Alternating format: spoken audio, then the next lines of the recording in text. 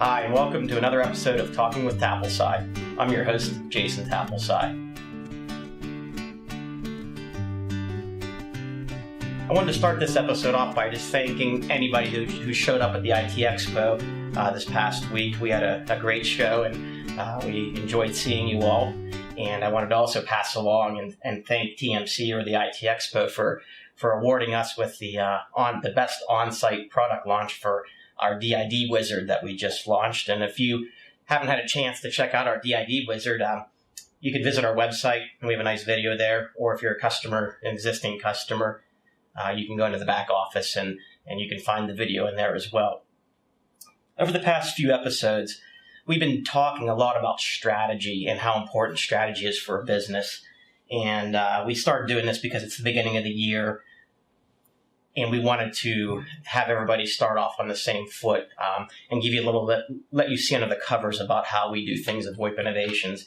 And last week, if you recall, and if you caught that episode, we talked about the BHAG, the purpose, the brand promises, and we talked about how important those are. Those are your beliefs and core values as well. And those are your foundation to your house or your business. And this week, we wanted to focus on a little bit further down the funnel, and that would include these 4 items: your sandbox, your buyer personas, your pain that you're solving, and your differentiator that you're using to solve the pain.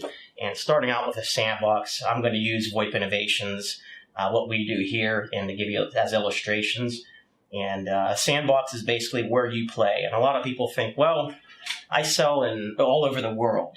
Now, you can say that's your sandbox, but do you truly own all over the world, or do you have a specific part of the world where you really own that specific part? So, for example, VoIP Innovations sells services to over 63 countries, right? But when I list my my sandbox on my plan for the year, we primarily focus on North America, the US and Canada, and that's where our sweet spot is. We know that, hey, if we play in this area and we put our focus here, we can do a lot of damage.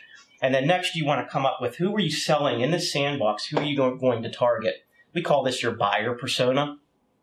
And your buyer persona, just in a sentence or two, describes who the target, what type of person you're targeting. For example, our buyer persona at VoIP Innovations is, we have a couple, and that's another thing. You can have multiple buyer personas. That's fine. But and I recommend doing that if you have, even if they're slightly different, you want to have 2 buyer personas. And at VoIP Innovations, we utilize reseller Randy, and we say those are VoIP resellers or ITSPs, Internet Telephony Service Providers, who are regional. We call them mom and pop in a certain region, and they're usually less than 5 to 10 employees.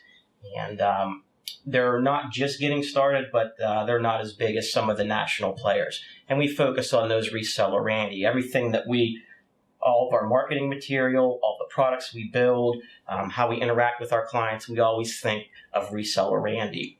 The other one, just to kind of let you know, it's called IT Steve. IT Guy Steve is another buyer persona.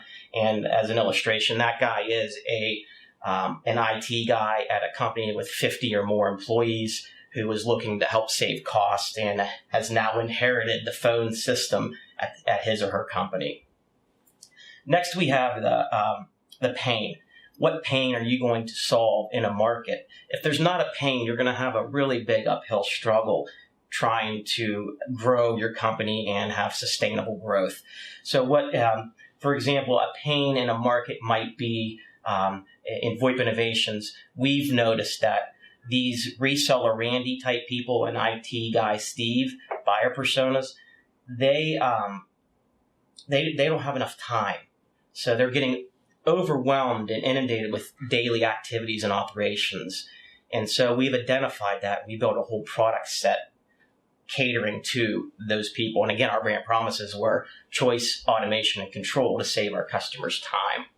And then lastly, the differentiator. So if you've identified a pain, how are you different? How are you going to win when your competitor might solve that same pain? And you do that by coming up with a differentiator.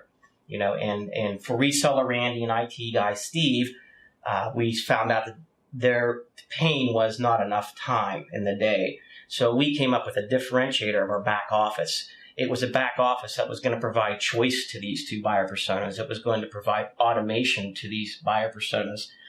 And it was going to provide control, all to save time. So that's our differentiator. And again, everything we market or build or interact with our customers, it always has that in mind.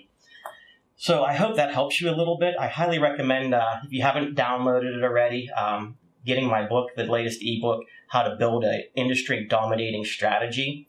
And if you catch us next week, we're going to talk about 3-year goals, 1-year goals, quarterly goals, your big rocks, and your critical numbers. So again, thanks for watching, and I'll see you next week.